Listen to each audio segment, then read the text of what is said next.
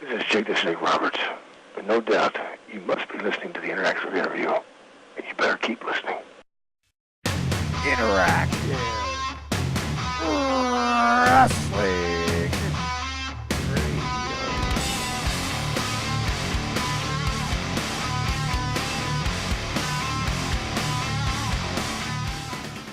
Okay, guys, here I am, James Walsh, here in 2016, April of 2016 to be exact, joining you to give you a quick intro to our 2003 compilation show of our Jake the Snake Roberts interviews.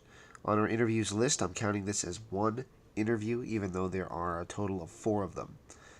The reason I'm doing this brief intro is I lie in the original intro, which I'm still going to post on here.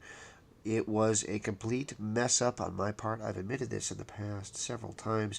However, because of our relationship at the time with a top wrestling website, I was basically told to lie, and I did, and I kind of regret it. Hold the kind of. I regret it. Anyway, so the long story is the second part of the interview was lost forever because of a malfunction with the recording device. I tried to go digital with it. It did not work. So for the next little while, I stuck to audio tape to make sure that it recorded. Now we're digital again, but I think the technology has moved along a little bit better than it was at the time. A lot better. Anyway, I hope you guys enjoy the interview. Part of the reason also we say we don't agree with everything Jake says is that we caught a little flack for comments he made from various other wrestling websites and promotions, and I will leave that at that. One of my favorite interviews of all time, with one of my favorite performers of all time, who has found new life thanks to Diamond Dallas Page and DDP Yoga. I have nothing but respect for Jake the Snake Roberts and for Diamond Dallas Page. Enjoy. Yo, Monkey, it's me. It's DDP. And you're listening to the Interactive Radio. Stay tuned and feel the bang.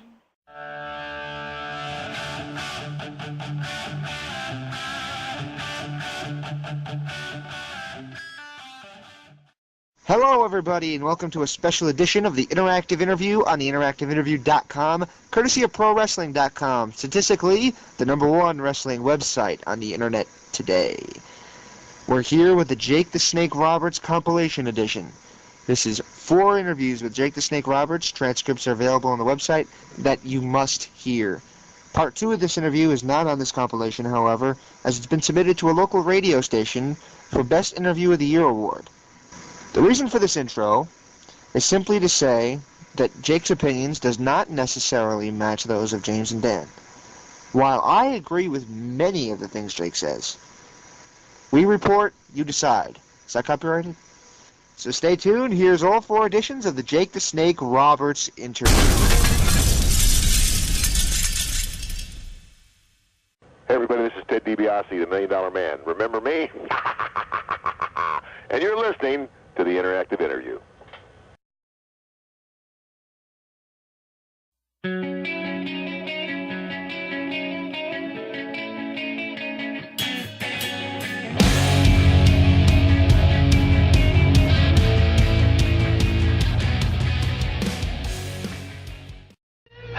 And welcome to a very special edition of the Interactive Interview on the interactiveinterview.com, courtesy of ProWrestling.com, the #1 wrestling website on the internet today.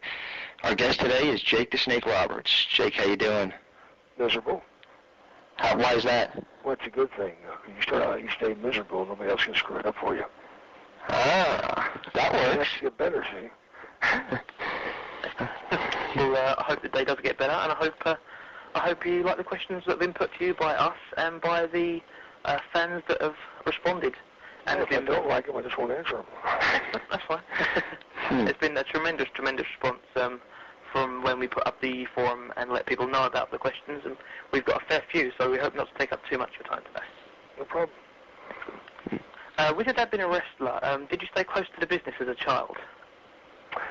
Unfortunately, I was kind of forced into it because my father wrestled. You know, I didn't particularly like it, though, because as a child, I was very worried about my father. And the fact I was never around him. Did he encourage? I'm sorry, Daniel. Did he encourage you to get involved in the business? No. In fact, he discouraged me. Tremendously discouraged me. Did not want me near it. It was very weird. In Gilman Matt, you said that you was involved in wrestling to please your dad. Is that true? That's the reason I got into it, right? That's the only reason I got into it. I hated it. I felt like wrestling had taken my chance of having a normal family away from me. You know, that sort of Andy and Mayberry type family, you know, the perfect family, the one you see on television, which is a bunch of crap. But, because it doesn't happen. But that was my dream, was to have, you know, a mother and a dad together and all that stuff, you know, because as a child I grew up without all that. And, you know, as a child you kind of tend to look to, you know, to greener pastures, you know, when you don't have what you want or need, and you feel like you're out of place, and you feel like you're, you know, really weird because you don't have anything that anybody else has, you know, brothers and sisters around you. We were all split up. And that's sort of like, you know, a dream, you know, and dreams sometimes don't come true. Who trained you for wrestling? No one. Then how'd you learn the ropes? I did it the worst way possible. The trial and error method. That is totally stupid to even try, attempt. But I was so angry with my father because he shut a lot of doors for me. You know, I mean, I would try to get to some place where I could train with somebody, and all of a sudden it was, you know, just wasn't available because he'd shut that door. You know, they'd call him and say, you know, hey Grizzly, do you want your son to train? No, don't have him at all. You know, so I did it the stupid way. How did you get along with Eddie Graham? Eddie Graham was one of the best men in this business has ever seen. Probably the wisest man in this business has ever seen. Tremendous. There's no one any better. He had a mind that I gained so much from.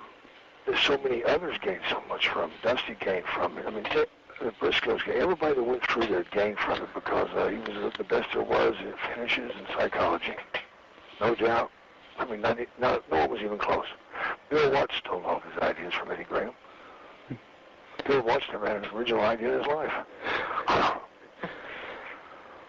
When you worked in Florida Championship Wrestling, how did you get along with Dusty? Unfortunately, Dusty and I didn't really talk much. You know, I have a hard time talking to people that are somehow fixed in above me or below me or beside me because I'm not a hey buddy type of guy, okay? I like people because I like people. I don't like people because they're great wrestlers or great showmen or great lawyers or great whatever. I like people because I like people. And unfortunately, there's not really a whole lot of good people in this world to like, you know, and I don't kiss ass. And I just don't know how to do that yet. I mean, if I did, I'd still be in the WWF, and I'd be, you know, so filthy rich and stinking rich and miserable that I wouldn't know what to do. But unfortunately, because of my feelings towards those type of people, I guess I'm very simple. I'm very ignorant, actually. I mean, I feel somewhere in my heart that this world would be so much better if people were like hired to do a job and they did the job that they were hired to do. Okay? And that I shouldn't have to kiss your butt or, you know, thank you or suck up to you or, you know, praise you and pat you in the back and say you're the best ever just to have a job. Unfortunately, this world is not ran like that, okay?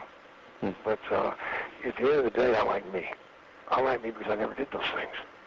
You know, I mean, Vince McMahon once told me, he says, Jake, well, your day is off. Don't you come up and see me in Stanford, and we'll sit down on your time off, and we'll see what we can do in the future. I'm like, well, wait a minute, Vince. I get 3 days off about every 90 days. And you think I'm going to spend it with you? If you need something, Vince, call me. I'll give it to you. But other than that, I don't want to see you. You know, and it costs me a lot of money, a whole lot of money. But why should we have to do that? I mean, if my job is, you know, carrying eggs from the hen house to the grocery, then if I do that job, what is the problem? I have to kiss somebody's ass and say, can I keep my job? I haven't broken an egg ever, but yet I have to kiss your butt to keep the job? I don't dig it, man. Just going back to Bill Watts, a reader from email, via the email, sent in questions saying, was he a bully? Because I heard that. Is it true? He was a horrible person, man. He was a bully. He abused people verbally, physically, mentally, in every way that you can think of. And he was a horrible, horrible man.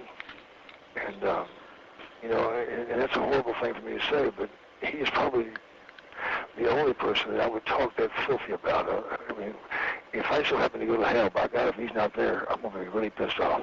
Because he did some horrible things, man. He did it to people. I mean, he was very verbal, and if he knew that you had a soft spot, no matter what it might be, about maybe your past or your family or the way you looked or whatever, he dug at that, I mean, he was very verbal towards the blacks, I mean, he used to humiliate Ernie Ladd to no end because Ernie was at the end of his career and he did the job, and it was just very sad to watch a great man like Ernie Ladd be humiliated like this, But Bill Watts will have to meet his maker someday. Let God deal with it, not me. How did you enjoy working with Magnum TA?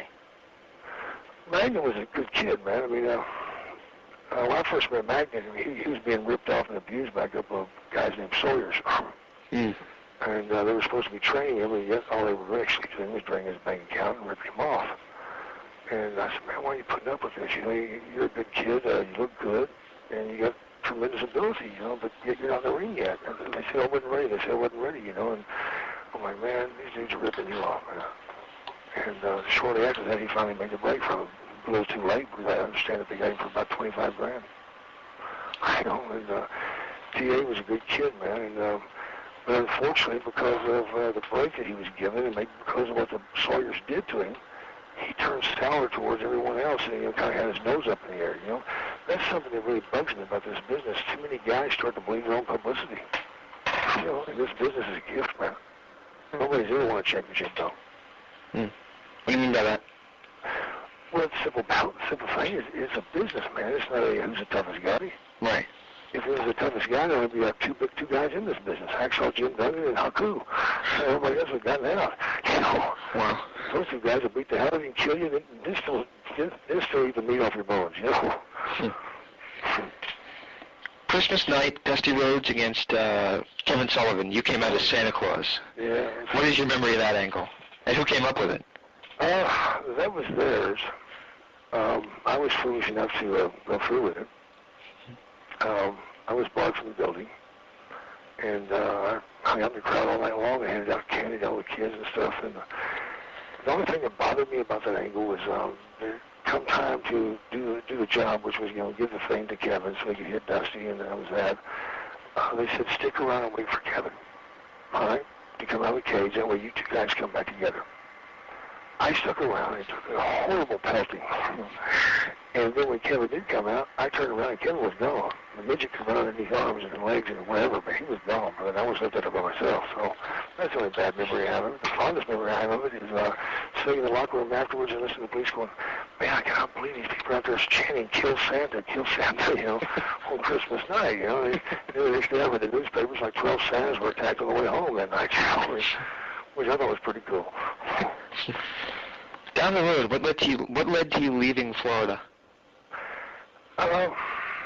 It was time and the fact that there was a couple of people like myself and Barry Windham that were just really being used. I don't mind. I never have mind working hard for my money because I dig it, okay? Mm-hmm. But when you're asked to go out and do 45 minutes a night and slice and dice and whatever, and give it your 100% or 110% or whatever, and then at the end of the week you're making 1/3 of what the guy that's after you makes, and that guy is doing about 3 minutes. I mean, the bleeding wouldn't have stopped before they'd be back from the dressing room after their match, you know what I'm saying? Right. And it just it got old. It got old because I started to feel stupid, It's one thing being abused, and it's another thing putting in what you want to or what they expect of you. But when everybody starts looking at you like you're a friggin' idiot, it gets tough. And it was just time for me to move on. It really was. And Barry, too, at the time. But Barry was a tremendous talent he was never really tapped into. How did you enjoy working for World Class? I didn't. I was swerved into that deal, because I was old school. I wasn't old school, okay? I was from the school that burned down before they built the hill school, all right? I was booking and doing the thing in Georgia Championship Wrestling. Mm-hmm. Brought it back from the depths of hell. And we were setting records, but at the time, Vince McMahon bought out the limited partners that were there, whether it be Barnett or Briscoes or whoever. And they took over, but because of my loyalty to what I believed in, which was wrestling as I used to know it, we were proud of their job, and there was some sort of a kayfabe thing going. To this Vince thing, which was total entertainment, and just really wrong, I thought. And I still think it's wrong. But I bought into that, and because I was a new messiah, so to speak, as far as the ideas and stuff and being able to create, I was conned into like sticking with the old school, and I fell for it, and I was really stupid for doing that, but I did, and they started at WCW, and I wound up going back to Louisiana and Mid-South, and just punishing myself there for a few months, for a year, I guess, and thanks to Terry Taylor, I got the break in the WWF. Did you see that the Von Erichs, Kerry and such, were as out of control as many people say in terms of drugs? They were out of control, but the problem wasn't drugs, okay, man? Mm-hmm.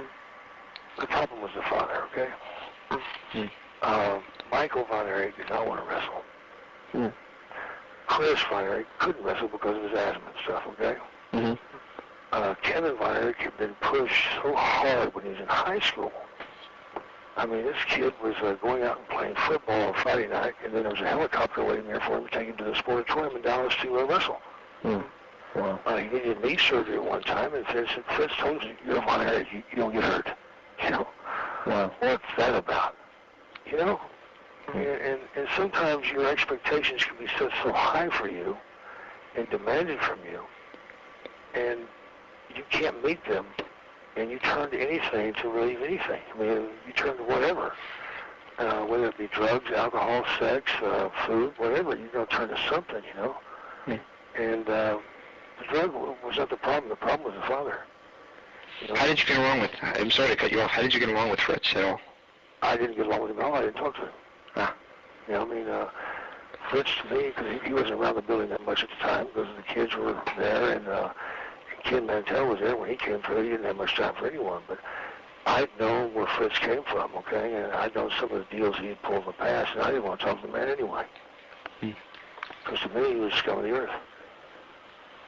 What is your memory of Gino Hernandez?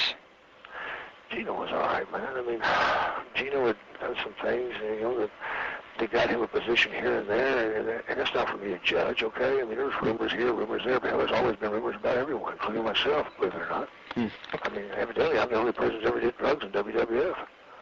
Well, I'm the only person who ever admitted it. Okay? The only reason I admitted it is that I don't want some of the kids to make the same mistake that I did. I didn't do it for a picture of fame, okay? I didn't do it for publicity reasons. I did it because it's wrong, man, because you need to deal with your problems instead of trying to escape from them. And that's the only reason I did it. But Gino Hernandez did some things that were wrong, I'm sure. But Gino Hernandez never did anything ugly towards me, and he always worked hard. And in fact, he wanted me to have the kids were. I mean, they get pretty reckless. I mean, Terry is a sweet guy, and Kevin a sweet man too. But they were reckless in that damn ring, man, and it was dangerous after those boys, because they were such great athletes, man. I mean, Terry Von Erich has never been a greater athlete on this planet. The first high school kid to throw a discus over 200 feet, and then he goes to the Olympic trials, and they show him what drugs are. They show him what steroids are. They tell him, hey, in 4 years, you're going to be the hottest thing going. We're going to make sure of it, because here's what you need to take. So I don't know they encouraged him. Didn't need the father to encourage him. How was Ronnie Garvin to work with? The best. The absolute best. I would put Ronnie Garvin above anyone else I ever worked with. Because out there with him, you didn't have to work. You just did it. You just did it, man. And the amazing thing and the funny thing, too, is a heel for me. I always knew when Ronnie was going to make a comeback. Even though we didn't talk, I just knocked the dog shit out of him until his nipples got hard. Once his nipples got hard, he kicked the shit out of me. That's true, but I'd watch his nipples get out. Oh my God, here he comes. And he would knock the dog crap out of me. And whatever we did out there, we laid it in, man. We laid it in. And we didn't even talk about it before. We didn't even talk about it during or afterwards. We just did it, man. And there's no greater feeling in the world than just acting and reacting. That's what's wrong with it today. These guys are trying to remember 95,000 different high spots, but they're not taking time to remember that they're supposed to be getting characters over to these people. Today, I don't think there might be 10% of the guys that are currently in the WWE that could have a job in the small territories of yesterday. They just simply don't have the ability to do it. They all do the same thing. Big bumps, big nothings, so what? Hit me in the head with a sledgehammer, I'll be back next week. If I hit you in the head with a sledgehammer and you came back the next week, I'd have never wrestled you. No. So do you feel some of the people in the current circulation might have been that would have survived back in the day? Oh, definitely Kurt Angle. Definitely Eddie Guerrero. Absolutely. From there, it gets pretty thin. There's a couple more boys right now. I have a lot of brain farts at my age, but Benoit, yes. Chris Benoit. Dynamite reinvented, man. Looks like dynamite, moves like dynamite. Dynamite Kid was probably one of the best I've ever seen. But he was the best I've ever seen in 1974, not 1994. Do you think he's bitter? He gave so much, he's in a wheelchair. Do you think he's bitter? Yeah, I think he's bitter. I think he's bitter, but he hasn't ever came to admit that a lot of his thing was himself. You know what I mean? Guys, if you've never been in that locker room, you don't know what's expected of you, okay? And you don't know what it takes to get in that locker room either. I mean, right now you're doing a radio thing or whatever, or this internet thing, and I probably can guess this didn't happen the first time you tried it. I mean, you want to pat it on the back and say, I want to put an idea, let's go with it. You probably had to work hard to get it. Well, hopefully you did. If you didn't, then I'm on the wrong damn interview. And to get into wrestling and to achieve in a sport, they say sport or entertainment, you have to get by a lot of roadblocks, man. And sometimes you find out that your talent and your ability has nothing to do with it. I mean, look at the Ultimate Warrior. Talent or ability had nothing to do with him. And apparently he's now making a return, according to... Oh, my God. And that'll be the end of wrestling for sure. He said he's, according to his official website, he's making a statement tomorrow morning explaining when and where he's returning to wrestling. Well, it just goes to show you how desperate people can be. Because, I mean, Vince is no doubt desperate right now. I mean, it's obvious. But unfortunately, wrestling, as we know it today, is going to be changing in the next few years. What do you think the change will be? Oh, the change will be down. And the good thing about it is these small territories that used to be will start back up. Because Vince is, he's dropped everything but the kitchen sink, and instead of the kitchen sink, he had sledgehammers, and limos be trashed, and, daughters be ravaged, and, I mean, whatever, man. I mean, that's not wrestling, is it? Is that really about wrestling? I don't think so, no. That's candy coating to cover up the shit you got inside. That's what it is. What does pyrotechnics have to do with a wrestling match? Nothing. And you know what proof is? What is that? One of the hardest buildings in the world to get a fan reaction in is Madison Square Gardens. Yeah. And didn't Benoit wrestle someone there, and even after he did the job, they give him a 20-minute ovation? Yeah, I think it was the last Raw, or last SmackDown or something like that. I'll be damned, man. He went out there and wrestled Angle for, 20 minutes or so, 30 minutes? And at the end of it, can't carry out what the writers are writing, it ain't going to happen, man. And the reason it's not happening is there's no characters out there anymore. Everybody does the same damn thing. 14 different suplexes, 32 clotheslines. Who does that make tough? That's actually a question somebody submitted. Do you think the lack of characters, colorful characters, is hurting the business right now? The lack of talent's what's killing the business. Because everybody looks the same, everybody does the same thing. Let me ask you something. Okay. If I punch you 10 times and you don't fall down, who's tough? You. Me. Neither one of us was reliant pieces of dog doo-doo. Wow. Because if I punch you 10 times in the face and you don't fall down, well, I'm sorry, but if you're not busted, if you're not split, something's wrong. Okay? When you lose all credibility with your fans, and that's what's happened to these people. I mean, Helmsley, tremendous work. I thought he was better a few years ago, but whatever. The thing is, when you have somebody like the Sledgehammer Man, and they come back the next week, what does that tell people you are? You're crap. So this is a lie. For instance, if you were married to a woman for 20 years, Right. never cheated on her, okay? Right. 21st year, you mess up, okay? Mm-hmm. You know, maybe a little oral thing, maybe talking about that, I don't know, and you go back to her and say, baby, I never cheated on you once for 20 years, but last night I messed up. Do you think she believes that you didn't cheat for 20 years? Hell no, she doesn't believe it. She's a lying piece of crap, Jake. You've cheated the whole 22. So if you go out to that ring and you do 99 things right, Mm-hmm.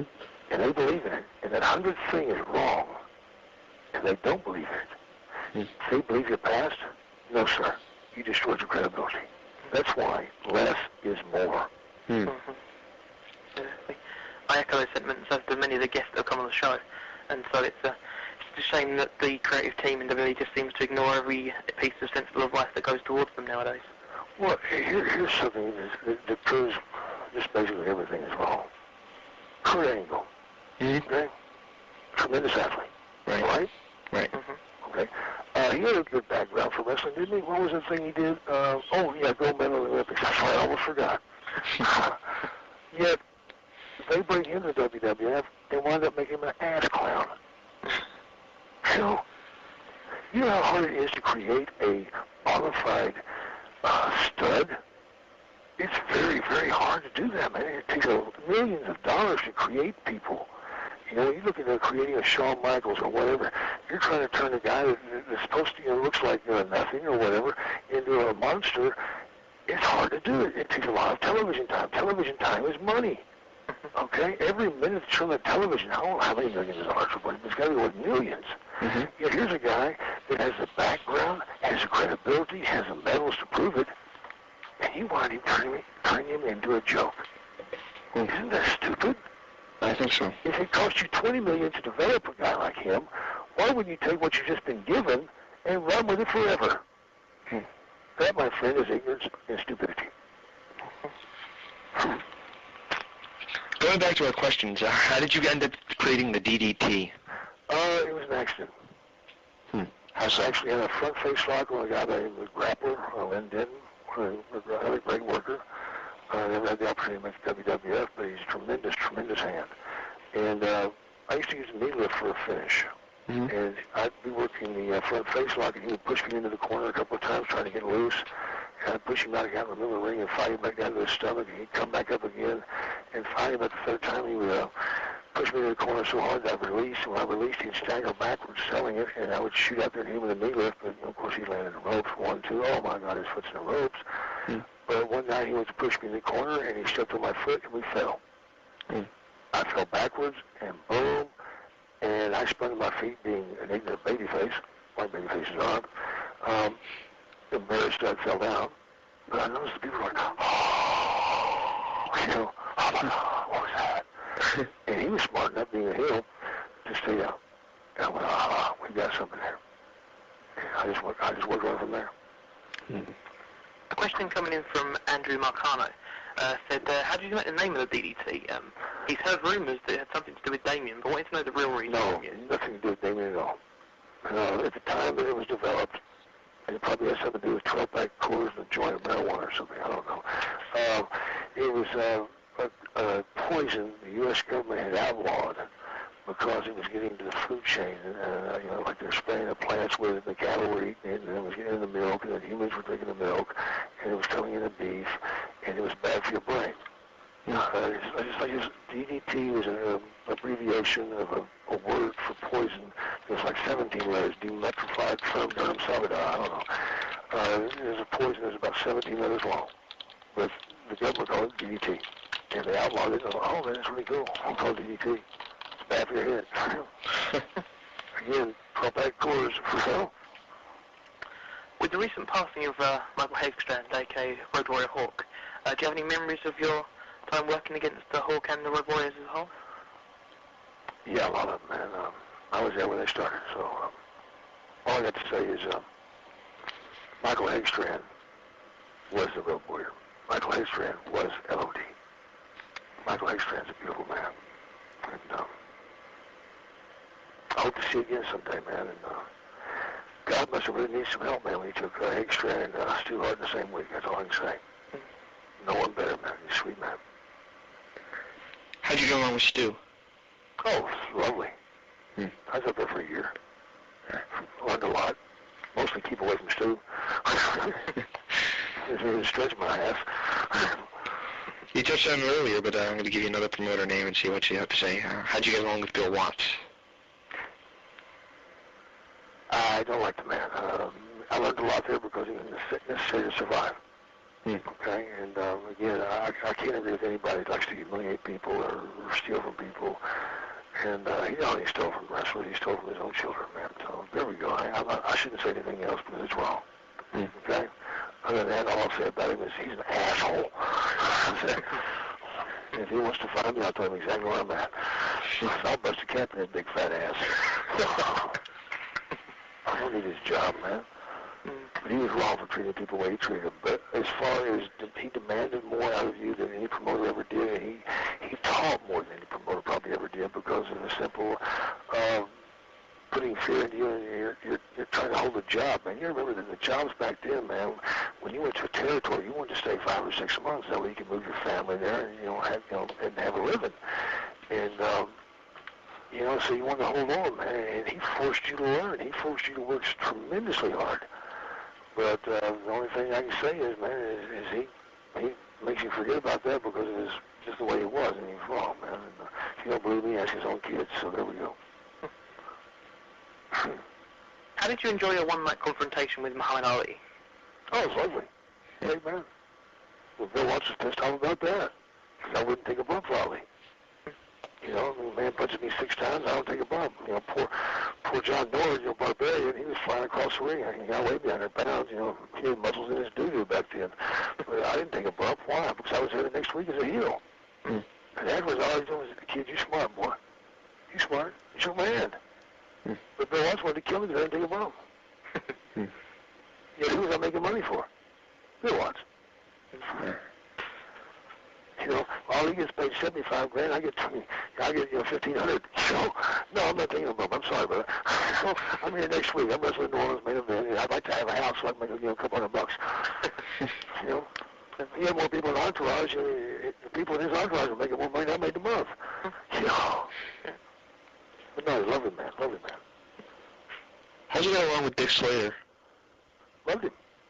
Loved him. There were some things that come up in our careers that you thought would have changed a lot of things, but Dick was always professional, and there were some things that happened that nobody else knows about, and that's none of their business anyway. I mean, sometimes things happen that nobody needs to know anyway.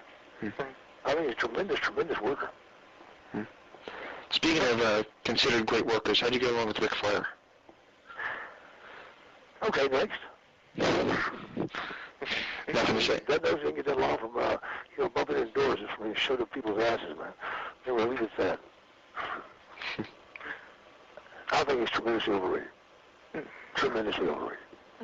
And as far as the man having a drug problem, just because you have a prescription for a drug does not mean you don't have a drug problem. Okay? I used to have a father as a doctor, okay? I'm sorry.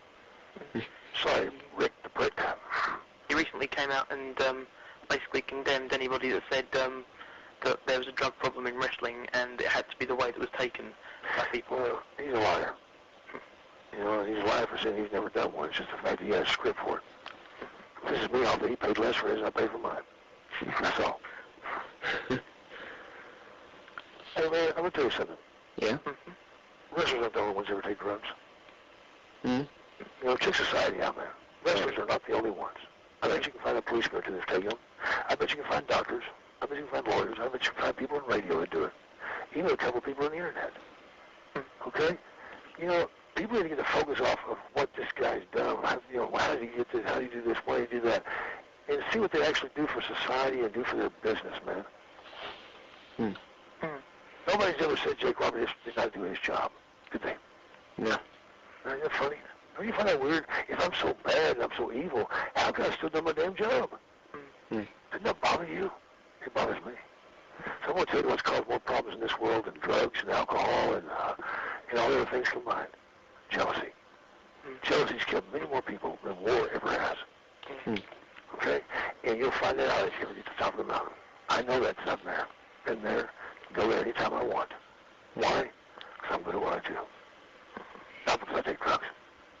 Or alcohol. Or I fart in the middle of the night. Whatever.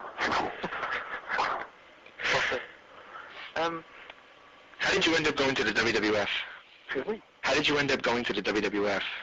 I called Vince. I called Vince. Guys, can we cut this right now and maybe get back to this tomorrow? Because I've got a couple more things. I didn't realize this was going to go for, quite a while. Can we try this again tomorrow? Sure. Sure. I just after 30, 40 minutes, I get kind of phone dead. Yeah. My ear gets cauliflowered. I don't think we'll blame that on wrestling. But anyway, hey, can I mention one thing before I do get off here? Sure. I'm opening up a school in Gosport, man. And it's going to start this Friday night. Imagine that Halloween. Oh, wow, I dig it. It's 6:30, and that's at Fort Hall at St. Vincent, man, Leisure Center. It's on Mill Lane, and there's a college there. And unfortunately, I'm only charging £50 to start the school, man, and that includes your first workout, which is really weird considering what everybody else charges. I must be doing it for a different reason than money. It's like $25 a week after that, man. It's not like $3,000, $4,000. I must be doing it for a different reason. You know what reason I'm doing it? What's that? When I'm 80 years old and I'm in a restaurant, and I pinch a young nurse on the ass, and they lock me in my bed because I've been a bad boy. At least I haven't watched wrestling that I like if I teach these kids now. You know what? Isn't that cool? Yeah, I think so. I love it, man. Talk to you guys tomorrow. See you tomorrow. Bye-bye. All right, bye.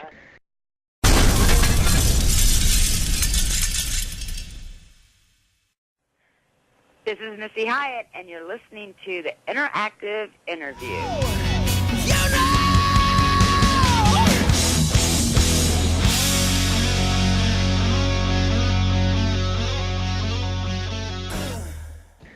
Hello, everybody, and welcome to Part 3 of Jake the Snake Roberts on the Interactive Interview. Jake, how you doing? Just miserable. We already covered that. That's a good thing, though. That way nobody else can screw up my day, man. Yeah. Okay, where we left off last time was when you did your hair match in Mexico. In 1996, you went back to the WWF. What led to you going back? Well, where I was at, man, was I was trying to save a marriage at the time, okay? And my wife gave me a choice. She said, you quit, save the marriage, or, that's it. And my whole life, I've always wanted to be a father. And I've still failed. My dad, legally, I guess, pay the bills, whatever, and maybe, by blood, yeah, but I've never been there for, any of my children, and I really wanted to be. And I said, okay, man, I'm going to put it aside. I'm going to walk away from it. I want this relationship. I want the family, because I never really had one going up. And I tried for 2.5 years, man, and it wasn't working. And it was a lot of friction, and they called it when they do the Royal Rumble. And I didn't really want to do it because I was like 60 pounds overweight, man. I mean, when you quit working out and you sit around and play golf and eat and you wear sweatpants, you should never wear sweatpants because when you do, when you try other stuff, all you wonder is, whose is this, I thought my wife would change jeans with me, Damn, these things are tight, About 4 or 5 inches in between I couldn't do. But I did it, and, maybe for a lot of people it doesn't mean anything, but there's that thing out there that just captures the soul. And there's no better time in my life, unfortunately, or maybe fortunately, I don't know, than being in that ring. That is where I'm at peace. That is where I'm happiest. That is where I feel safe. That's where I feel protected. And for whatever reason, and I used to try to figure it out, but hell, I can't figure this stuff out, man. I mean, if I could, I'd have been a brain surgeon. But the reason I'm not a surgeon is because I have no patience. And I get frustrated and angry. And there's a whole lot going on out there, man. And doing it, even overweight, the electricity was there, the joy was there, that smell was there, that taste was there. Then they said, we'd like for you to come back. And I'm like, well, man, I'm 60 pounds overweight, ain't going to do it. said, besides, I told you guys when I left here, the reason I left was because I wanted Patterson's job, and supposedly when Patterson, and the other guys getting into trouble or whatever, he was gone, and I approached him at the time, which was WrestleMania 8 or whatever it was, was Undertaker saying, okay, he's gone, boom, I'm ready for my job. I said, well, out of respect for Pat, we're not going to do that. Wait a minute. That's crap. Basically, Pat never left. Right. He just didn't show up. It's saying, that's okay, too. That's not my damn business, but don't promise me something not comfortable with. Because it never has been about money for me, obviously. It was a mistake because I wasn't ready for the jealousy, the anger, but at that time, the inmates were running the asylum. Click here, click there, click this, click that. It was just crap. Vince really blew it back then because the reason he had a problem was he had 4 or 5 guys that ran the company for him. When I started writing television for him, he'd go back in his house and he'd get on the phone and beg these guys to do stuff. I'm sorry, man. If it's my company, you're going to do what I want to get the hell out. And that was his mistake. And I told him, the problem is the inmates are running the asylum.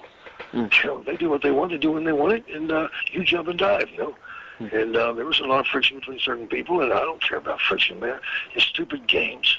This is a business, all right? If you got a job, do your damn job. You shouldn't have to be begged to do your job. Winning and losing, please give me a break. Brad felt like he was robbed, the title. Wait a minute, Brad, who did you beat for that damn belt? She hadn't beat nobody, man. It's a gift.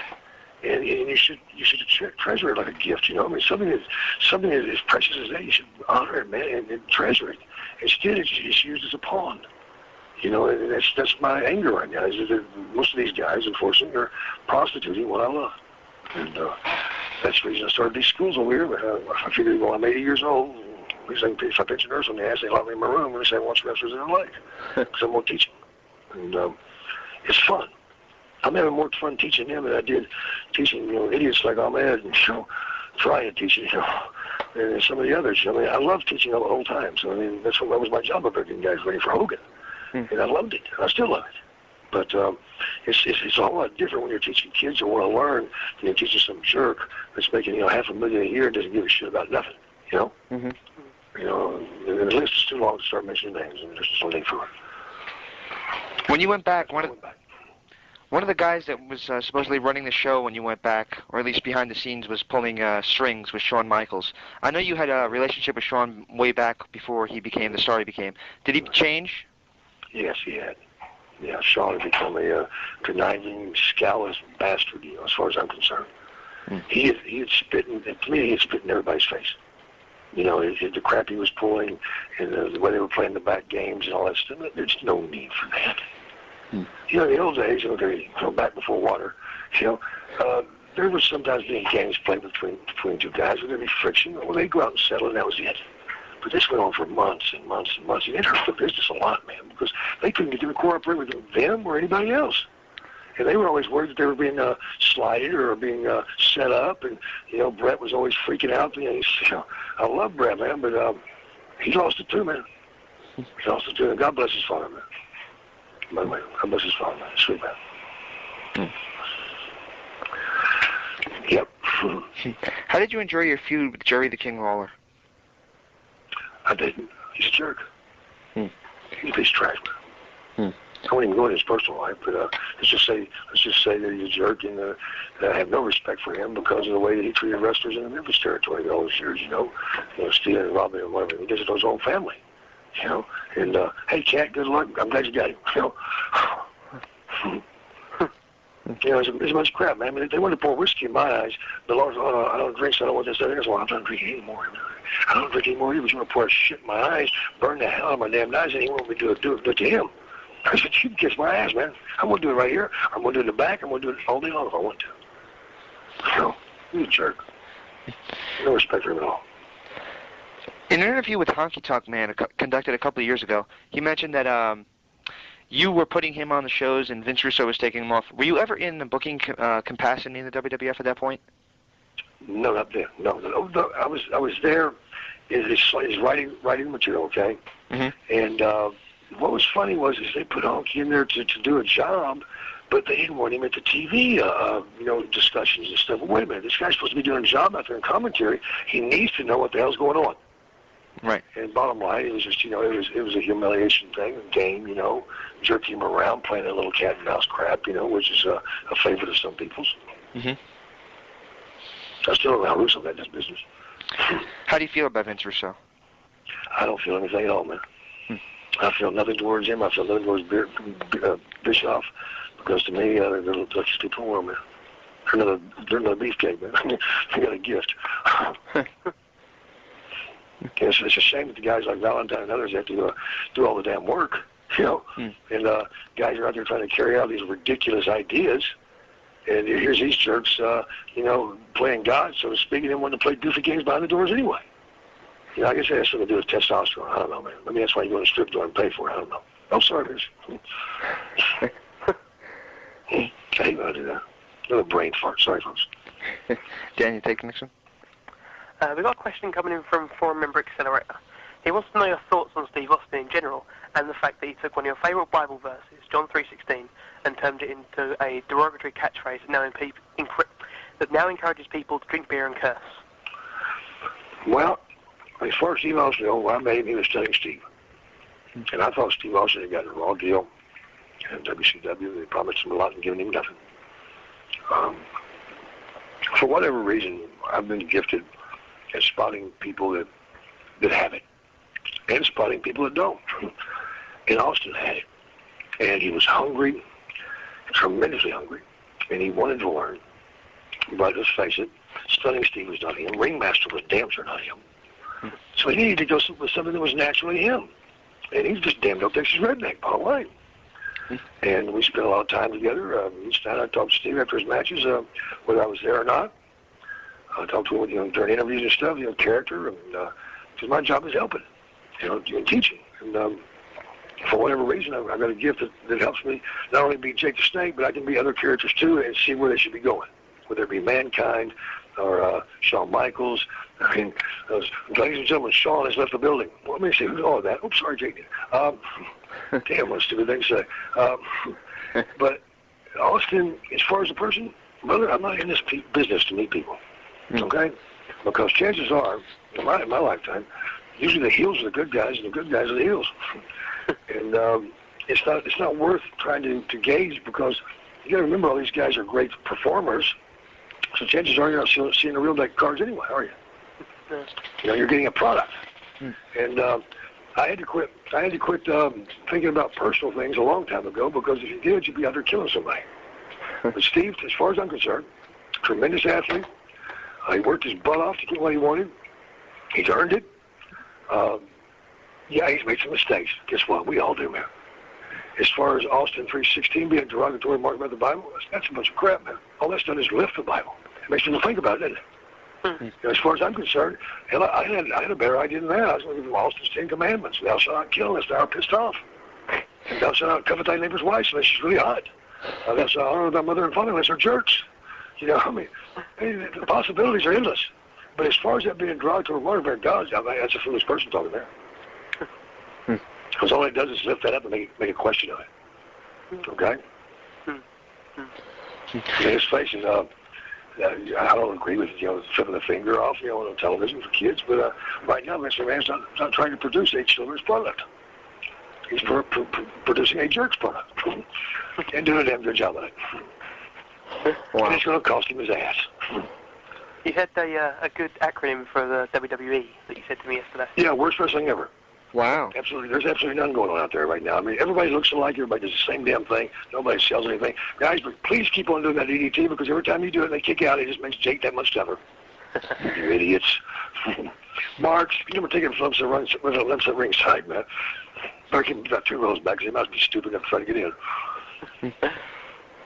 Getting back to There's some great talent in WWF, but WWE, but it's few and far between. But there is some tremendous talent there that's not being touched. And why, I don't know. Maybe they're saving it until they go broke. I don't know. There were rumors going around. I feel sorry for the stockholders, though. Thank God I didn't buy that. The NBC bought. Oh, never mind. It's not my business. Go ahead, guys. Okay. There were rumors going around that you were still drinking and on drugs when you were preaching the word of God in the WWF at that point. Is there any truth to those? Absolutely not, man. I will tell you something. No drugs. Yep, I slip and fall, man. I slip and fall this week. I might slip and fall next week. I have a hard time with it, man. But you know what? I guess I'm the only damn one that's ever had that problem. I guess I'm the only one that's been man enough to say, look, kids, if you don't want to be an addict and you don't want to be an alcoholic, don't try it the first time. No man in the world or woman in the world chooses to be an alcoholic or an addict. Okay? I've never met an addict that was dying and says, you know, Jay, when I was a little kid, man, I was watching TV and this dude was dying in the gutter and he's broke, everything, lost his family, and everybody's pissing on him. And guess what? I said, I want to go be just like that. No, man. You know, it's not a choice, all right? It's a mistake you make in life. And I've paid hell for it, okay? And I've paid a lot more by admitting it. But you know what? I don't give a damn what you guys think. Nothing. I don't care what you think, what you say. Because as far as I'm concerned, I have no need to be verified by you guys who I am, okay?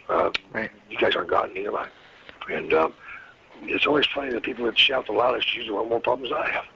And I'm not here to throw anybody down, because that's what really chirps me, man, is that, you know, I'm thinking about doing a book or some videos, and I think I'm going to do mine, this will be different, just on me, nobody else. You know, you'll be unique with it. Everybody else wants to talk about somebody else. Why is that? They got boring shit going on, and they're not telling the truth. It don't bother me at all, man. I'll meet my maker someday, and it's not any of those jerks. I still make mistakes, man. I'm not proud.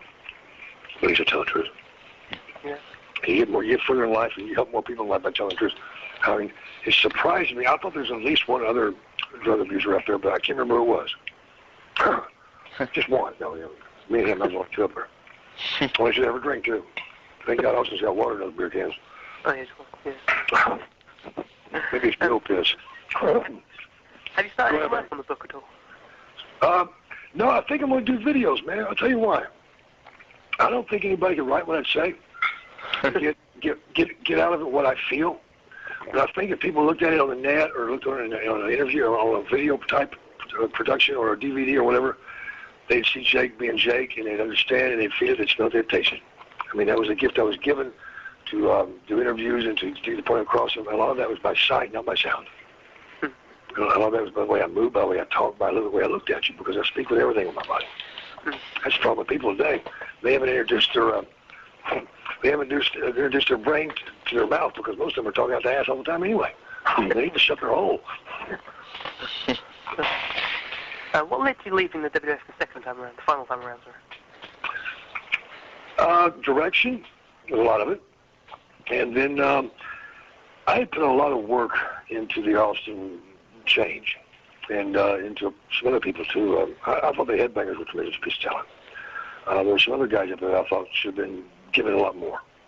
And I believe Sean had done the knee injury, whatever that was, where he had to give the title away and not lose it. You know, man, there's something, man. But they said, Jake, you're going to have to go back on the road. And I said, man, I don't want to go back on the road. My health doesn't do it. You know, we got a bad hip, blah, blah, blah, blah. Well, Jake, you don't have a choice. You don't go back on the road. This is Mr. Pritchard. And I said, well, man, why should I go back on the road when I'm making my money writing this? Oh, so we're still going to do the ideas and stuff. I said, good, so I get paid for both of these. No, you're going to get paid for working on the road. I said, what? Yeah, I made a mistake by giving somebody 6 months of my ideas, you know, to carry this character to some place they didn't think he could go. Vince McMahon told me himself, he will never be anything but middle of the card. Uh-oh, you're wrong, Vince. Wrong. You know, he should tip me something, a buck or something. Maybe buy my 6-pack of beer, a piece of crack cocaine or something. I don't know what the hell. So give me a gift, Vince. No, I don't want this shit anyway, man. But the thing is, I was told, or else. And I don't know about you guys, man. Maybe it's not the wisest thing to do, but if you tell me I can't, then I've got to. You know, and if you can't tell me, I said, you know, I don't want to do this, I'm not going to do it. And they said, well, the day, Mr. Pritchard said, you don't have a choice. You're in the contract, and you will do it. I said, Bruce, kiss my ass, man. See ya, bye. You know, take off. I was like, off. You know? And that's another guy that's just turned into a complete piece of crap. You know, I remember when the guy got fired up there, him calling me every damn weekend trying to get me to go talk to Vince, get his job back. And he turned into a complete piece of crap. They actually like some little 17-year-old girl's boyfriend's about to walk off and leave her. He's got to sit by Vince, got to hold his hand. Oh, Jesus Christ. Never mind, I'll shut up. You did a couple ECW shows. How did you enjoy working for Paul Heyman? I have no problem with Paul. I think Paul's scared of me. I don't know why. I mean, I was willing to do anything for those guys. The only reason being, again, I made a bad judgment. I thought it was a good thing at times. I thought they were going way over the top. But I also liked Paul. Maybe that's where I made my bad judgment. Because from what I smell and see and feel, he really mistreated a lot of folks, you know. And it was a shame on you, Paul. So be careful. You never know when it should come back on you, man. What goes around comes around. Was there any reason why you didn't work there full time? I guess they didn't want to pay me. I guess they had a problem paying a lot of people. You know, hell, the first time they called me, I was out fishing, man, about 5 o'clock in the afternoon in Texas. I'm like, man, what are you doing coming to Miami, Florida? And then they finally just made it so nice that I had to go. So, of course, the fish weren't biting either. You know. You did the Heroes of Wrestling pay-per-view. What are your memories of that evening? A promotion that was not taking the bull by the horns and allowing a couple of gentlemen to choose and do what they wanted to do because they refused to do what they asked them to do. And at the point of going into the ring, and they were supposed to say, "We're not doing that crap. We're not going to do this. We're not going to do that." I said, "Look, I'll do the damn job. I don't give a shit." You know, it ain't about that, man. And it really hurt me, man. Neidhart was spouting off like he was saying, "I'm going back to WWF. I can't be doing a job for Jake Roberts." You know, kiss my ass, Jim Neidhart. The hell are you? You know, and the other guy was having a little problem too, I guess, because he figured, well, if Neidhart's going to do it, why should I do it? And I made a mistake by giving somebody 2 chairs to crown me with, and by God, he crowned my ass, Mr. Buddy. You did a good job on that one. I don't remember anything after that. You know, I was out of it, man. I acted a complete damn fool, but hey, guess what? It's not the first time. It won't be the last. And I'm surprised I'm the only person that's ever acted a fool. I thought there was somebody else, but I can't remember when. Oh, well. It's been black and white television. Couple more questions, guys. I'm really hungry, and we can do this another time, but I'm starving. I've been on the road all day. I know I've helped you guys up, and you've been really good about this, but food is an important thing, because I don't want to drink booze and all that crap. You know, get a bad reputation. We've got 4 more questions for you now, and then we'll throw the word associations at you. All right, let's go. Okay. Excellent. The main way a lot of the mainstream fans will know you from is from the Beyond the Mat movie. I don't talk about Beyond the Mat. He's a lie. He's a lie. The guy's a thief. He's a liar. It's amazing that I'm the only person who told the truth. And I was the only person not to get paid. They made their money. Hey, they took their 30 pieces of silver, man. See, I was where it comes from some book. I don't remember. They took it, and I was set for it. And I'm ashamed that I'm such a fool that I did it because I told the truth, and I wanted to help people. I was told it was going to be on television. It was going to be a free thing to help kids. All right? It's a little bit different, wasn't it? Right. That's all right. I've offered Mr. Blaustein, or whatever his name was, to come out and mow his yard every day. I'd love to do it for him. I put oil in his wife's bag. He takes kids to school for him. I love him, man. Trust me. Oops. Another question from our forums is, do you watch The Business today? Only because I'm starting another website that's going to basically have a snake's point of view on it. It's not going to be real pretty because I don't know what to write about. It's pretty. And I just feel like that I love this business, man, and what they're doing is wrong, and the way they're doing it is wrong, the whole concept is wrong. So maybe if I raise enough hell, somebody will start doing something right somewhere. Have you seen any NWA TNA? No, I haven't. No, I haven't. I think you've done a good deal. No, I haven't. I don't know if I want to. I mean, this is not against Jeff, but that mentality around Memphis and the way they've always done business has always been a real sour smell to it. It's not actually sour. It actually smells like shit. And I wouldn't expect anything less from what I hear. They're doing a good job of smelling just like shit. Well, nothing personal. Nothing personal. They're bringing back Lex Luger next week for their Wednesday pay-per-view.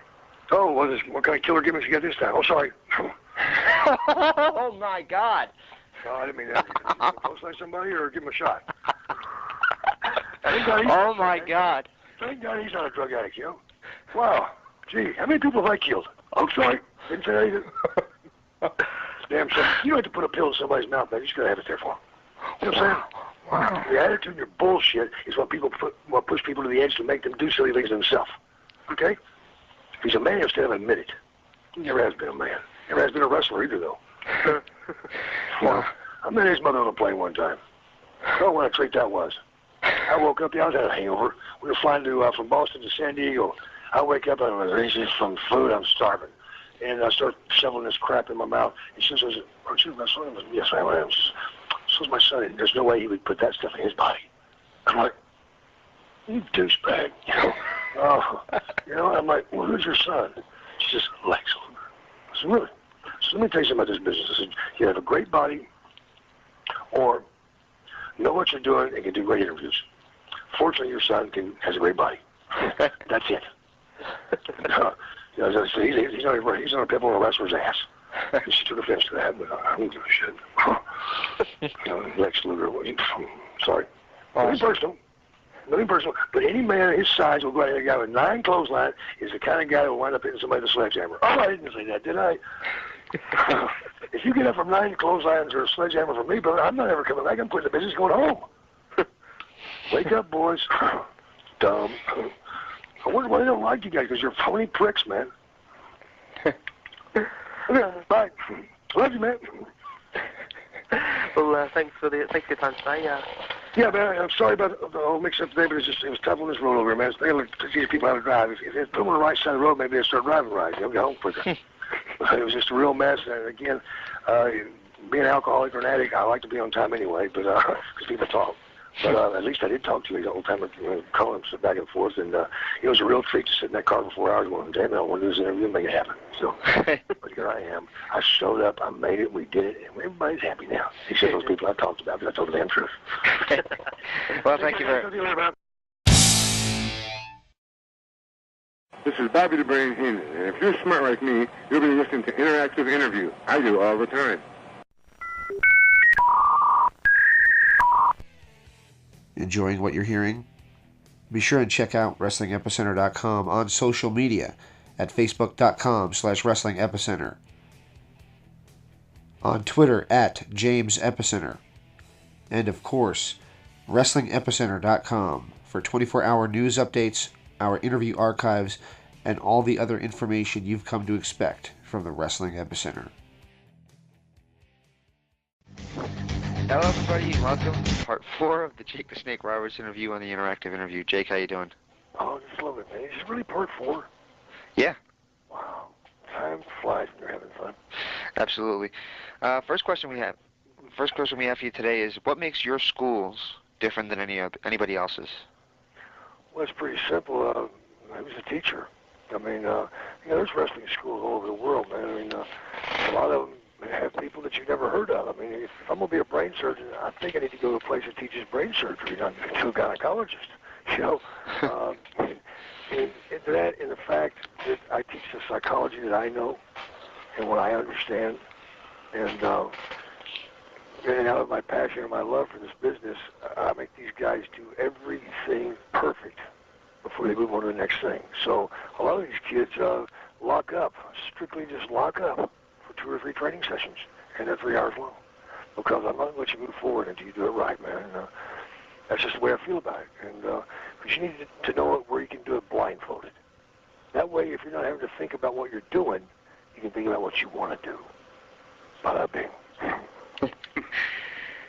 A lot of the emails are coming in to me saying, we know about your Portsmouth school, but where are your other schools? Each and every one of them. Okay. We got one in London Colony, and we're opening up one in Gloucester at the Leisure Center downtown there. I can't remember the damn name of it. They're horrible with names. And we're also going to be opening one in Guilford at the Spectrum. And that's just in the next couple of weeks. And after that, I'll let you know. Okay, cheers. Because all the emails coming in are saying, okay, where are they from and where are they? So we've been handing out the information about it, and now you've heard it straight from Jake himself. So if you do want to, they'll find it. If you don't want it, they'll find it, man. If they're hungry, they'll come to the table, brother. Or they can go to some other school and in the same weekend be wrestling and be a star. Yeah. It cost them like 300 pounds or something. I'd charge you 25 pounds a workout, man, because it's not about ripping somebody off. It's about doing the damn job. That's what's wrong with this stinking world, man. I love Charles Manson. He's right. He's my hero, man. Don't laugh. He's my hero. How is that? The only refrigerator magnet I have, man, is Charles Manson. Why is he my hero? Yeah. Because anybody that ugly and that small and that broke and that pitiful that could get into the circles that he was traveling in, such as the Beach Boys and what have you, and Roman Polanski, and talk people into doing the horrible things that he did. He never done them himself. He talked them into it. And then from in prison, talk one of his followers into shooting Ronald Reagan. That man has got a tremendous gift. He didn't use it the right way, no doubt. No doubt. Well, maybe on a couple of instances, but he missed Roman. But he has a tremendous gift, man. Hitler had a tremendous gift. He just used it the wrong way. Horribly torched, in the head, man. We could probably hung out together, me and Manson. I dig him, man. Smart man. He wants to stay in prison. He's no fool, man. He is an ugly son of a bitch, isn't he? Reminds me of one of that era. I'll leave it alone. Too easy. Right, next we're going to go into the word associations. Right. We'll kind of throw a name at you, and then you can either, if you want to give a story that you haven't already given, then by all means go for it, or just say a couple of words. Yep. Okay, first name on the list is Jimmy Garvin. Excellent, a lot of fun. Too many road ribs, man. He loves frogs. I'll leave that alone. The Red Rooster, Terry Taylor. Mr. GQ turned into Red Rooster. That's where he belonged. There is hell, I can tell you, at the end of the block. Terry Taylor's probably responsible for me being in the WWF at the time I went. But accidents do happen, and he didn't know he was doing this, so therefore it must have been an accident. But he looked good with that Red Rooster thing, man. It was a sphincter scrubber to me. Go. Okay, Hulk Hogan. Great showman. Did the job that was wanted unbelievably well. All I can say is that Skylo Low could have done the same job and not burned up as much talent as Hogan did. Vince burned up a lot of talent, man, to get Hogan right, it's like a chainsaw. He just went through everybody, man, everybody in the country. And then he wound up having to go through chicken shit instead of chicken soup because he burned everybody up, man. I mean, when Vince bought everything up and went nationwide, he bought all the top talent from everywhere and fed them all to Hogan. So you could have been, I can't remember, one-legged kids, that was up there shortly ago, but if you get him the same push, he would have got over to some extent. Hogan was a tremendous large man and took care of his body and was tan. And he'd tell you, hey, it's more important to tan than it is to work out, but because a big, fat white guy looks really strange. And we can prove that by looking at, Bundy or Bruce Pritchard or never mind. Talking of Bundy, what about King Kong Bundy? Tons of fun. Tremendous athlete. The man could do stuff when he wanted to. Bundy, I think, and I could be wrong. I mean, I'm sitting there thinking about it, and I just caught something. Bundy's probably a lot smarter than I am. I mean, he didn't take a lot of crap from nobody, and he stood the ground on some times that he shouldn't have maybe stood ground, but he got results with it, okay? And that's all I can say. I just caught on to that. He is smarter than I am, except when it comes to dieting. Here's a guy that would go in and order 2 damn extra large pizzas and then say, you can give me a half liter of Diet Coke. What's the calories, man? What the hell's that about? Had the stinkiest damn shoes you ever had. Me and Hawk and Animal and Road Warriors, a legion of them, we set his shoes on fire one night while he was in the ring. He kind of got upset when he got back to the dressing room. Sprayed him with lighter fluid and lit him, but he stunk so damn bad, man. No, good, tremendous talent. Sting. A talent. Again, somebody that was tremendous, fed a lot, and he worked hard. I think by the time I got to Sting was fed up, bored, Tired of being a babyface. I mean, but I'm going to tell you something. It stinks being a babyface. Unless you're a Jake babyface, because we don't change. We just do the same shit, man. You know, that's where these guys mess up. You know, they go there and change their character because they went babyface or heel. Lex Luger was the worst, man. He come down one week, you know, scowling at everybody. The next week, he comes down shaking babies, you know, shaking hands and kissing babies, you know. Handing out pills or something. I don't know. You know, I want to say it right now. Luger, in my addiction, maybe I'm selfish. I didn't hand it out. I didn't give it away. I didn't sell it.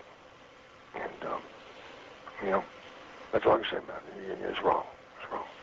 You know, do yourself, man, but don't put your hand in somebody else's pocket. But he was the worst at changing his character each week. You know, from heel to babyface, he changed his whole damn character, and that's what killed him with the fans. I mean, wait a minute, this guy was a big bad dude last week, now he's sipping milk and got his pinky sticking up, you know? Scott Levy, Raven. I like him, man. I like him a lot, man. He's a lot more than I thought he was going to be. I respect him tremendously because, you know, whenever he ain't doing that Scotty Polo crap, you know, it wasn't him, man. And he just told Vinny, you know, hey, man, I want to wrestle again. Vince went, no, I'm going to keep you doing this. And he said, well, I'll tell you what, then I'm going to quit. He said, well, okay, get it. And he did it, man. And he went out and found his niche, you know. I think he's tremendous talent. Do you think he does the DDT right? He's a lot like me. They're scared of him because he's so serious in what he does. You know, people look at me and say, man, you're crazy or whatever, you're blah, blah, blah. No, man, that's just the way you do it, man.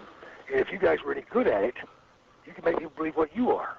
But you don't believe it yourself, so therefore you can't, you know. I mean, it's a difference of, you know, like watching movies of yesterday and today. You can have John Wayne threaten to pick up a gun, and you go, oh, my God, John's going to shoot that guy, man. Or you can watch, you know, Die Hard 22 or Dogs Raping Children or whatever, you know, buildings all falling down or whatever. You got to drink gasoline to get up in the morning. You know, or you can just simply watch John Wayne, man, convince you, man, that if he reaches that gun, it's over. You know, I mean, it's all visual highs today, man. It's not emotional highs. We have people cooked emotionally, and thank God we did, man, because, you know, at 48 years old and the hip shot and neck surgery and part of the foot removed and having brain farts all the time, you know, all this surgery and stuff has been done to me and all my other problems. Thank God nobody else has any, but I can still go out there and have fun, you know, and still show somebody else a good time. You know, that's what it's all about. That's what it's all about. And you don't have to do that by jumping off a building on your head. Fools do that. I do it downtown for you all day long. So less is more, man. Do you think he does the DDT right? Excuse me? Do you think he does the DDT right? Nobody does it right, me. Nobody. They don't know. They don't even care, man. They hadn't even caught on. I mean, my God, all it takes is watch a little film, man, and see how I do it. Duh. I mean, that's what really chaps my ass, man. Is these guys go out there and they hop in the air stuff, you know, or a tilt-a-whirl DDT, you know, or spin them, burn them, DDT. I don't know. And they don't beat nobody with it. And then they get up and they, well, you know, oh, that was a good spot, man. That's good. No, that's a dumb spot, man. You just told everybody in this damn building Jake Snake's a lot better than you are. Thank you, sir. I'll have another. Feed me. I like to be on television, man. Just watch all this stuff that I used to do and watch him screw it up and people kick out of it. Hell, they don't even kick out, they just get up, you know. So build me some more, guys. I mean, he makes a comeback when he's around about 75. Me and Honky Tonk. Which we're going to do that anyway in January, man. We're going on tour over here, man. We're going to terrorize some people, make some other people miserable. Has anybody else been signed for that yet? Oh, yeah. We got Rock and Roll Express going to be doing it. UK Pitbulls are going to be doing it. Hacksaw Jim Duggan's going to be doing it. Drew McDonald's going to be doing it. Several others, and some of the students I've been training for a little over a year now are going to get a little shots, you know. Get their little, you know, panties wet, you know, because they're going to shit themselves. It's part of it, man. I mean, there's no feeling like when you go out there, man. I don't care if it's 8 people or 800,000. It doesn't matter. If you're right in your mind and your heart, it doesn't matter how many people are out there. In fact, I usually worked harder when there was less people because I wanted more. I wanted to give more. I wanted these people to tell somebody else and bring them on, you know. But I don't mind the pay one or 800 people. It's a little bit better. Okay. Next name on the list we've got is Stu Hart. What can you say, man? I mean, please. Anybody that thinks they can talk about that man, you get their ass kicked. I mean, hey, shut up. He's on that level, man. He's on that level. And I don't know many people on that level. In fact, I don't even know if he has company up there. Not right now, anyway. I'll never make it up to that level. Never. He has forgotten more about wrestling than anybody else in this world knows. Forgotten more. And that's saying a lot, man. God must need some heavy help, man, 'cause he'll be up for kicking ass, I'm telling you. I'm telling you. He should be stretching people up there, man. I know we have St. Peter the Gate, man, winding around some of y'all. God bless him, man. Bret Hart. Brett and I used to be roommates, man, in Calgary. I spent some time up there, and last time I seen Brett, man, I didn't much care for him anymore, man. You know, I don't know. Maybe it's because of the business that they do, you know. And maybe that's what's wrong with me. I never did that business, therefore I lost a lot of money because I didn't turn the knobs that they do and kiss the ass that they do and play the games that they do and blame this on this person and play the backstabbing crap. I didn't have time for it, man. I want to do my thing, you know. I'm not talking about wrestling, okay? You know, I want to go out and do it, enjoy it, love it, man. And maybe that's where I was wrong. I did it for the love of it and for the chance and the honor of being granted the opportunity to do it. And these guys were doing it for a job. And maybe they're the smart ones. I'm a dumbass. I don't know.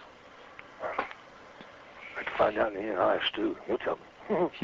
Stu will stretch my ass too again. Owen Hart? I met Owen when he was 9 years old, man, and I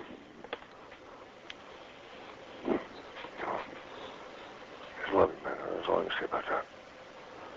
Miss Elizabeth? Sweet. Sweet. Never understood. You know, we all make mistakes, okay? And I'll just leave it at that, you know, and I mean, Crash Holly? How can I judge anybody? I didn't know Crash Holly, man. Anybody else? Just hate the fact that all these guys are dropping, man, because I kind of feel like they're cut in line. Wait a minute, I'm supposed to be in trouble with problems, so you guys are using my gimmick. Kurt Hennig. They're selling the gimmick better than I can do it, you know. Excuse me? Kurt Hennig? Love him, man. Love him. And sickening that happens to anybody, man. You know, I just want to say that nobody chooses to be an alcoholic or a drug addict, okay? Mm-hmm. If your children out there don't want to be an alcoholic or a drug addict, don't pick the shit up for the first time. Because from that day on, it starts that little tumbler spinning, man. And one of those times, the chamber's going to land on you. Mm-hmm. I've never met anyone that said, oh, Jake, man, when I was a little kid, I wanted to grow up to be a drug addict and alcoholic, man, and down the street and gotta be all alone, never hit me. No, that ain't the way it happens, okay? It's not a course that you pick up at the university, okay? It's a bastard, man, that will beat you to death and it causes a lot of pain. But I'm not afraid to admit it. At least men do that. Try to help others. I mean, I'll be able to help myself, but I can help others. Jesse Ventura? Just goes to show you the people in Minneapolis' brains are frozen for a thieving son of a bitch to be a governor. Give me a damn break. Ask him about Ventura products sometime. You want to have some fun with him. About how he made a shirt called, Watch Jake Turn Into a Snake. And by the time I could get it stopped, about 500,000 shirts have been sold. And the damn company went out of business. Seems like the president of the company been paid too much. Well, I'll be damned. Maybe he should be a politician. At least Clinton did what he wanted and never picked up by his money, man. He might have took something else if he didn't take no money. Wife did, though. What the hell? Dick Jericho? Jericho. Tremendous talent if he understood how to work. He doesn't understand what it's about. They've given him nearly as much as Hogan had, and he's still not over yet. It is too simple. It is so simple, and he's probably pissed off at me and hates my guts. Give a damn. Please help me. You know, if it's bothering you, it must be the truth. You know what I'm saying? And how do you think if it makes me feel when I have to watch your bullshit? You know what I'm saying? If you think I'm hurting you, what about all the millions of fans around the world have to watch your work? Learn what you're doing wrong and change it, man. Hell, if some drug addict can do it, you ought to be able to, with funky hair and shit, you know? What would you do if you was training him again? How would you change him? Oh, it's simple, man. Teach him to respect other people's characters. That's the problem with him. He'll go out there and try to outkick Rob Van Dam. He'll go out there and try to overpower Rhino. You know, he wants to beat you at your gimmick. Duh. Damn Sim Andre ain't around Andre straight his ass out of a big hurry, man. Go out there and try to overpower that son, but he'd be sitting on you and farting on you again, man. He did that to me. He farted on me for about 35 seconds, man, one night. It's horrible. I had like a birthmark on my shoulder for about a month, man. You know, David Henry's like, Andre, why are you laughing? I'm farting, you know, and Henry walks off. He comes back about 20 seconds later, and he says, now why are you laughing? I'm still farting, you know. And what am I going to do? Get up slap him? Hell no. I'm going to hold my breath. I should fart for a long time, though, man. It's funky as shit, too, man. Love the man, man. I mean, shit, man. He's up for a stew, man. I'm sorry, Andre, I forgot about you. Don't hit me. Don't slam me for that one. But yeah, he's up for a stew, man. Dick Ebersol? Great guy, man. I love him, man. I had a lot of fun with him. First time I met him, I didn't know who he was, and he brought me his papers and said, here's your script for the Steve. I'm like, my what? Script. I'm like, script? He's like, yeah, NBC writes this for him. I'm like, NBC ain't writing shit for me. I'm Jake, and this is me, and this is it, and I'm me, and nobody else is me. Well, you gotta understand. I said, no, you don't understand. Go tell NBC stuff up their ass, man. You know, I snapped. You know, I've been on one of those bad days, you know, 2 minutes driving, and not enough sleep, and whatever. And I was human, man. So I walked outside and had a protein drink, and close, and a Weetabix, and came back in about 3 hours later. I was much mellower, just something on my diet, and Ventura, because I was, man, what do you think about this setup? There was like 3 extra big trucks, you know, all these cables and all this stuff, you know, laying around. I'm like, I don't give a shit about this damn stuff. I'm just supposed to do what I do, man. He's like, man, what do you think about it? I said, well, it's okay, man. I said, but I'll tell you something, Jesse. I said, since when these people write scripts? These people don't know a damn thing about wrestling, man. He's like, oh, no, that's just a guideline type thing. You just play with it. I'm like, man, they did some of the corniest, stupidest shit I've ever seen in my life. And he's like, no, you just got to, well, you know what? I give him a guideline. I told him I got to shut up his ass. And he's like, well, who was it? There he comes here now. He had a T-shirt on and a cap, man. He's like, oh, my gosh, Dick Ebersol, man. President of NBC Sports. I went, Jesus. It was my first NBC. Like, I figured my last. And he walks up to me and says, Vince, I need to speak to you, please. I'm like, oh, well, here goes. I'm going to get fired right now. I said, well, go ahead and fire me now because I'm going to get my ass out of here to the bar. And he said, what's wrong? He said, well, this guy here told me to show those papers up my ass. And this guy cut those eyes out, you know, seriously, you know. And after a while, you learn how to deal with that shit, too. But when he cut those eyes, I go, oh, man, here goes. They're not firing me. So I'm like, come on, man, drop the bomb on me. Let me get out of here. So I can tell him to shove it up again, you know. And I figure when they tell me you're firing him, I say, hey, shove it up both of his asses, you know, whatever. And he said, well, Mr. Robertson, since you didn't like this so much, why don't you just try to come up with something off the top of your head? It's okay. How about me take all my clothes off and I'll take a shower with a snake and a nude? God, I love that. I love that. Let's go. You know, and from there it blossomed, man. I mean, when I wrestled Savage on NBC, we were the first guys that ever been on there without Hogan being on the card and open up the show. And then we'd also been given like 27 minutes.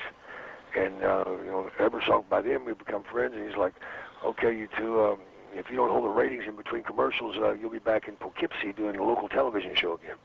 And, of course, Randy goes, oh, my God, we got to change some stuff, brother, you know. And I'm like, Randy, you got to do what got you to the show, man. Do what makes you a star. Don't change that, man. You got to, you know, ride that.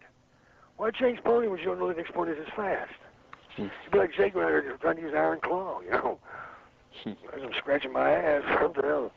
No, you just got to go with it, man. Ebersol's a great man, though, man. I enjoyed him very much. Diamond Dallas. You know, take better friends, though, eventually. You know, so go ahead. What? One of the readers emailed in saying, can you do your Randy Savage impression again, as it was absolutely hilarious? Oh, wait, brother. Jake said, damn Cobra came in and messed with my head, you know, because, brother, I know there's conspiracies around here. Yeah. Yeah. Does anybody out there know why he done that? Why? Something good. Randy's a slow thinker. So when he's doing something, he's trying to think of something. You know, he's not the sharpest knife in the drawer, but he's tremendous talent. And I love working with him. All you gotta do is fight. You know, work through it, man. Just beat that out of each other and go, you know. You know, quit having that hair dry clean. I'm glad he quit having that hair dry clean. It looks pretty good now. Quit chewing coffee grounds, too. It's no good for him, man. I cannot believe he's got an album out, man. There's hope for everybody. You know, if he can make a musical album, man, I might be able to be cured of addictions and alcoholism. You know, the whole world will be safe then, you know. Of course, I think him cutting an album is probably more dangerous than what I'm doing. What the hell? Have you actually heard it? Hell no. Have you? Yeah. Oh my God! Listen to this interview, man. I can't talk about heard that shit. Are you still wet in the bed? Is the cold chill stopped? You put on your underwear backwards. I mean, what's going on? Do you want to hear it? Nope. Guys, I went to Scoop, man. I got another appointment to make, and if we got some more to do, let's do it again. And we can get part 5, which would really be cool, because I hate even numbers, okay? I really do. We've literally got a couple more names for you, and that's it. Okay, 2 more names, man. I gotta go. All right, Diamond Dallas Page. Hardest work I ever met. He wanted it very badly, and he stuck with it. And I'm glad, because it was fun to break off Flair's ass, because Flair told him he was too old. That's what I told Diamond Dallas too. You're too old, man, to start. He said, that's what Flair said. Oh, what the hell with that? I gotta teach you that shit. Honky Tonk Man? He's my bud, man. You know, you gotta be special. If you can hit me so damn hard in the heavy guitar that you blow up 2 discs out of my neck, and I still like you. He hit me so damn hard, I have brain farts, and I don't understand why I like him. But I love listening to a man sing, especially when I'm in the dressing room smoking a damn cigarette, taking it easy, drinking a beer, you know. I have about 3 more songs, and I'll go on out there. Hopefully, if fans aren't jumping trying to kick his ass already. A great talent, man. A great worker, you know. And what else? That's all I care about, man. You do your job. Don't bother me. Don't piss on my parade. I won't piss on yours, man. And he's good people. I like him, man. As long as you don't hit me again. He's got the smallest hands in the world, though. Are you? Yeah, he got real tiny hands. Hell, his hand around my dick make my dick look big. Hey, no, I ain't going there, man. No. Okay, that's bullshit. Don't hit me that guitar, man. The final one I've got, if you think Vince McMahon. I'll put it this way. If, in the beginning of time, God had hired Vince McMahon to be his publicist and run his campaign, there'd be no devil now. Well, the problem is, Vince went the other way. Vince is a very, very wise man, very productive man. And I think at the beginning he loved this business passionately, but I think somewhere along the line, man, he got twisted into a curve of power and struggle and ego and bullshit. You know, I mean, when you got something rocking so good, if you got a great mousetrap that kills mice, why build another one, a better one? Okay, Vince got bored of letting those talented enough do what they do. It was no longer a challenge for Vince McMahon to make money with Morocco and a Bob Orton, you know, and guys like that. It became a challenge to make money with guys with no talent, like Ultimate Warrior and you know, and Sid Wanky Vicious. You know, that's what became a challenge for him. Okay, and I mean, to me, those two fit right in there with Outback Jack, Bastion Booger. Bastion's got more talent than leave that alone. Guys, I got to go. All right, really. We really can't thank you enough for this interview, and if there's anything we can ever help you promote in the future, you know where to reach us. There's all sorts of things we can hit the fan, brother. Somebody said something about, it's not safe to go out at night again because that noise you heard underneath the bed, and that thing in the closet your daddy said wasn't there, oh yeah, they're still there. Trust me, they're still there. And you folks out there that don't like what I've said, it's because I feel like I'm telling the truth. And if you got a problem with it, here's the thing. Somebody needs to introduce your mind to your mouth, because right now you're talking out of your ass. Shut your hole. Leave me alone. It's opinion. If you can't live with it, it's because it's the damn truth. You can't stand it, and you won't do anything about it because you're too lazy to stick around. But again, if it hurts you, good. You deserve it because you've been hurting me for a long time. See ya.